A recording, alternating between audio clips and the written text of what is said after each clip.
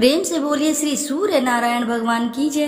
नमस्कार प्रिय भक्तगणों, स्वागत है आप सभी का आपके अपने चैनल ज्ञानार्थ में। आप सभी का दिन शुभ और मंगलमय हो। श्रोताओं, आज चैत्र मास का प्रथम रविवार है। आज रविवार के अवसर पर आप रसपान करेंगे भगवान श्री सूर्य नारायण की पौराणिक एवं प्रचलित व्रत कथा। आइए ध्यान लगाकर रसपान करते हैं।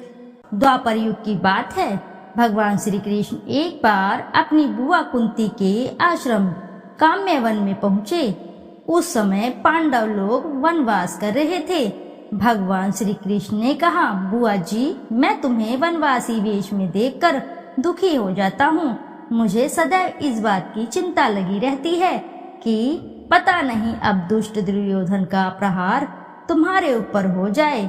अतएव इस विपत्ति से छुटकारा पाने के लिए तुम भगवान सूर्य नारायण की आराधना करो। भगवान सूर्य ही सब जीवों के नियंता और प्राण हैं। उनके तेज से ही जीवों का उद्धार होता है। भगवान श्री कृष्ण ने बतलाया कि एक बार शंकर जी से पार्वती जी ने कुछ पूछा था, उसे मैं तुमसे बतला रहा हूँ। शिव जी ने पार्वती जी से कहा, यदि तुम इस बात की जानकारी प्राप्त करना चाहती हो तो मथुरापुरी में जाओ। यहाँ सूर्यपुत्री यमुना जी की धारा प्रवाहित होती है। यमुना के तट पर ऋषि महर्षि मुनि आदि निरंतर तपस्यारत रहते हैं। भगवान रुद्र की आज्ञा से पार्वती जी कालिंदी यमुना के तट को चल पड़ी। कुछ ही दूर जाने पर उन्हें रास्ते में रोती बिलखती एक स्त्री दिखी। उसने बतलाया कि उसका नाम कुसुमवती है और उसका निवास कुसुमावर वन के बीच में है। संतानहीन होने के कारण उसके पति वसंत ने उसे त्याग दिया है और इस प्रकार वह निराश्रिता हो गई है।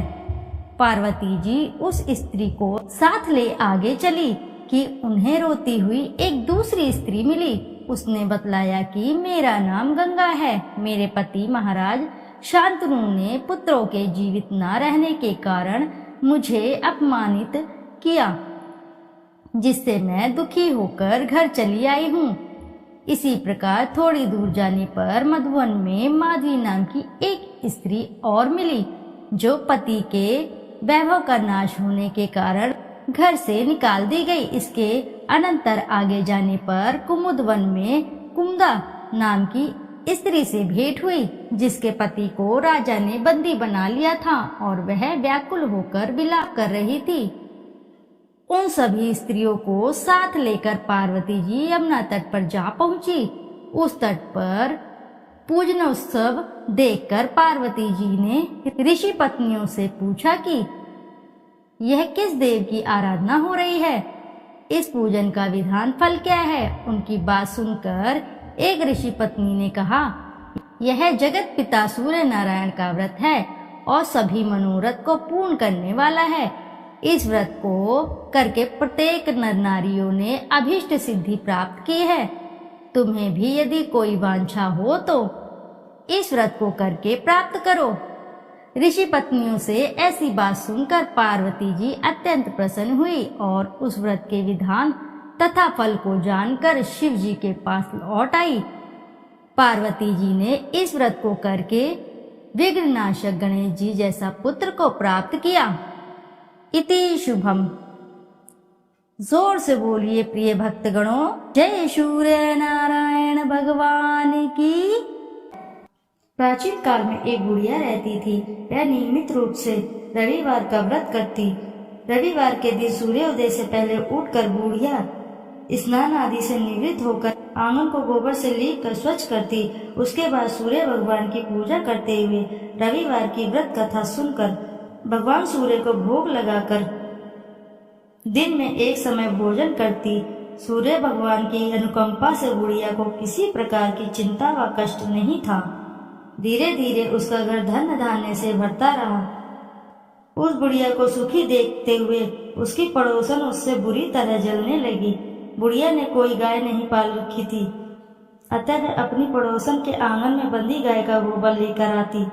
पड़ोसन ने कुछ सोचकर अपनी गाय को घर के भीतर बांध दिया रविवार को गोबर न मिलने से बुढ़िया अपना आंगन नहीं लीप सकी। आंगन न लीप पाने के कारण उस बुढ़िया ने सूर्य भगवान को भोग नहीं लगाया और उस दिन उसने स्वयं भी भोजन नहीं किया। सूर्यास्त होने पर बुढ़िया भूखी प्यासी सो गई। रात्रि में सूर्य भगवान ने उसे स्वप्न में दर्शन दिए और व्रत करने की तथा उन्हें भोग न लगाने का कारण पूछा। बुढ़िया ने बहुत ही करुण स्वर में पड़ोसन के द्वारा घर के अंदर गाय बांधने और गोबर न मिल पाने की बात कही। सूर्य भगवान ने अपनी अनन्य भक्त बुढ़िया की परेशानी का कारण जानकर उसके सब दुख दूर करते हुए कहा, हे माता, तुम प्रत्येक रविवार को मेरी पूजा और व्रत करती हो। मैं तुमसे अति प्रसन्न हूँ और मैं तुम्हें ऐसी गाय प्रदान करता हूँ जो तुम्हारे घर आंगन को धन्य धान्य से भर देगी, तुम्हारी सभी मनोकामनाएं पूरी करेगी। रविवार का व्रत करने वालों की मैं सभी इच्छाएं पूरी करता हूँ। मेरा व्रत करने व कथा सुनने से बांझ स्त्रियों को पुत्र की प्राप्ति होती है। स्वप्न में उस बुढ़िया को ऐसा वरदान देकर सूर्य भगवान अंतर्धान हो गए। प्रातः काल सूर्य उदय से पूर्व उस बुढ़िया की आंख खुली तो वह अपने घर के आंगन में सुंदर गाय और बछड़े को देखकर हैरान हो गई। गाय को आंगन में बांधकर उसने जल्दी से उसे चारा लाकर खिलाया। पड़ोसन ने उस बुढ़िया के आंगन में बंधी सुंदर गाय और बछड़े को देखा तो वह उससे और अधिक जलने लगी। तभी गाय ने सोने का गोबर किया। गोबर को देखते ही पड़ोसन की आंखें फट गई। पड़ोसन ने उस बुढ़िया को आसपास न पाकर तुरंत उस गोबर को उठाया और अपने घर ले गई तथा अपनी गाय का गोबर वहां रख आई। सोने के गोबर से पड़ोसन ने कुछ ही दिनों में धनवान हो गई। गाय प्रतिदिन सूर्योदय से पूर्व सोने का गोबर किया करती थी और बुढ़िया के उठने के पहले पड़ोसन उस गोबर को उठाकर ले जाती थी। बहुत दिनों तक बुढ़िया को सोने का गोबर के बारे में कुछ पता ही नहीं चला। बुढ़िया पहले की तरह हर रविवार को भगवान सूर्य देव का व्रत करती रही और कथा सुनती रही, लेकिन सूर्य भगवान को जब पड़ोसन की चालाकी का पता चला तो उन्होंने तेज आंधी चलाई। आंधी का प्रकोप देखकर बुढ़िया ने गाय को घर के भीतर बांध दिया। सुबह उठकर बुढ़िया ने सोने का गोबर देखा, उसे बहुत आश्चर्य हुआ। उस दिन के बाद बुढ़िया गाय को घर के भीतर ही बांधने लगी। सोने के गोबर से बुढ़िया कुछ ही दिनों में बहुत धनी हो गई। उस बुढ़िया के धनी होने से पड़ोसन बुरी तरह जल भूनकर राख हो गई और उसने अपने पति को समझा बुझाकर उस नगर के राजा के पास भेज दिया। राजा को जब बुढ़िया के पास सोने के गोबर देने वाली गाय के बारे में पता चला तो उसने अपने सैनिक भेजकर बुढ़िया की गाय लाने का आदेश दिया। सैनिक उस बुढ़िया के घर पहुंचे। उस समय बुढ़िया सूर्य भगवान को भोग लगाकर स्वयं भोजन ग्रहण करने वाली थी। राजा के सैनिकों ने गाय और बछड़े को खोला और अपने साथ महल की ओर ले चले गए। बुढ़िया ने सैनिकों से गाय और बछड़े को न ले जाने की प्रार्थना की। बहुत रोई, बहुत चिल्लाई, लेकिन राजा के सैनिक नहीं माने। गाय व बछड़े के चले जाने से बुढ़िया को बहुत दुख हुआ। उस दिन उसने कुछ भी नहीं खाया और सारी रात सूर्य भगवान से गाय व बछड़े का लौटाने के लिए प्रार्थना करती रही। सुंदर गाय को देखकर राजा बहुत खुश हुआ। सुबह जब उस राजा ने सोने का गोबर देखा तो उसे आश्चर्य का ठिकाना न रहा। उधर सूर्य भगवान को उस भूखी प्यासी बुढ़िया को इस तरह प्रार्थना करते देख उस पर बहुत करुणा आई। उसी रात सूर्य भगवान ने राजा को स्वप्न में कहा, राजन, बुढ़िया की गाय व बछड़ा तुरंत लौटा दो, नहीं तो तुम पर विपत्तियों का पहाड़ टूट पड़ेगा, तुम्हारा महल नष्ट हो जाएगा। सूर्य भगवान के स्वप्न से बुरी तरह भयभीत राजा ने उठते ही गाय और बछड़े को तुरंत लौटा दिया। राजा ने बहुत सा धन देकर बुढ़िया से अपनी गलती की क्षमा मांगी। राजा ने पड़ोसन और उसके पति को उनकी इस दुष्टता के लिए दंड भी दिया। फिर राजा ने पूरे राज्य में घोषणा कराई कि सभी स्त्री पुरुष रविवार का व्रत किया करें। रविवार का व्रत करने से सभी लोगों के घर धन्य धान्य से भर गए। चारों ओर खुशहाली छा गई। सभी लोगों के शारीरिक कष्ट दूर हो गए। राज्य में सभी स्त्री पुरुष सुखी रहने लगे और सुखी जीवन यापन करने लगे। बोले सूर्य देव की जय। आइए अब करते हैं सूर्य चालीसा। दोहा। संत शरण पदम कंजयुत महीधारी, शीश नवाए सूरज चालीसा लिखो, मोकम हो सहाय।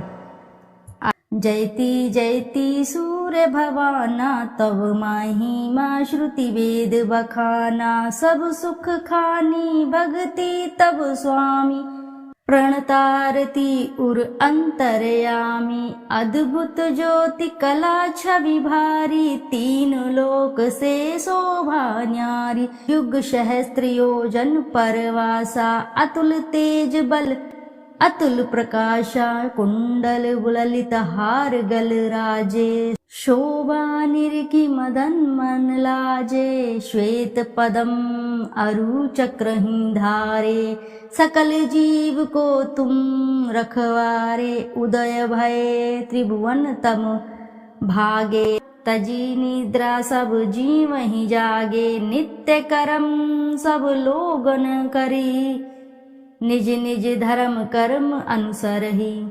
कहीं वेद तव द्वादश नामा, अखिल लोक सब पूरन कामा। रवि आदित्य दीनेश दिवाकर, हरत सकल श्रम जीव चराचर। उद्यम सर्वस नाम है राजे, जेहि के तन अतुलित दुति छाजे। वेगवान वाहन तव नाथा, ब्रह्मन करे नित प्रभु के साथा। अदर अमर जीते नहीं कोई, संधु मथे उत्पत्ति भई सोही।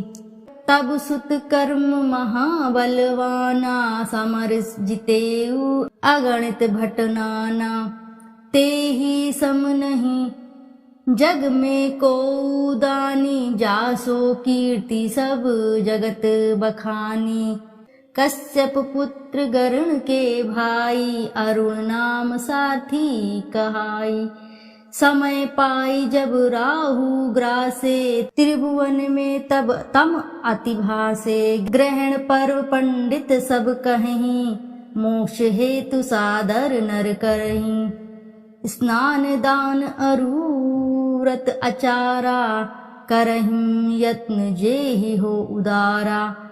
एहि कर महिमा वेद पुराना, विविध भांति सब ग्रंथ बखाना। उदय अस्त लो तुम्हरो राजा, करत सदा भक्तन को काजा। जो नर ध्यान तुम्हारो लावे, मन वांछित फल निश्चय पावे।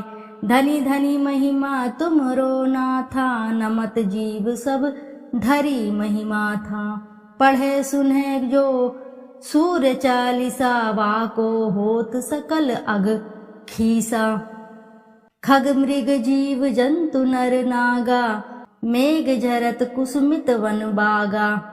वृक्ष लतादिक तब अधीना, जीमी जल पाई सुखी हो मीना।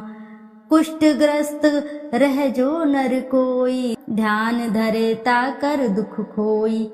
लवण रहित व्रत रवि को करही, वाको दुख पावक माज रही। भूमि शयन प्रभु पद चित लावे, वर्ष एक एहि भांति बितावे।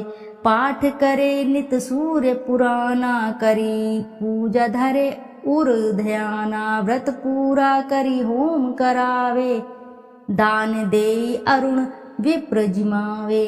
हवन भस्म मर्दे सब अंगा, ताको दुख निश्चय हो भंगा।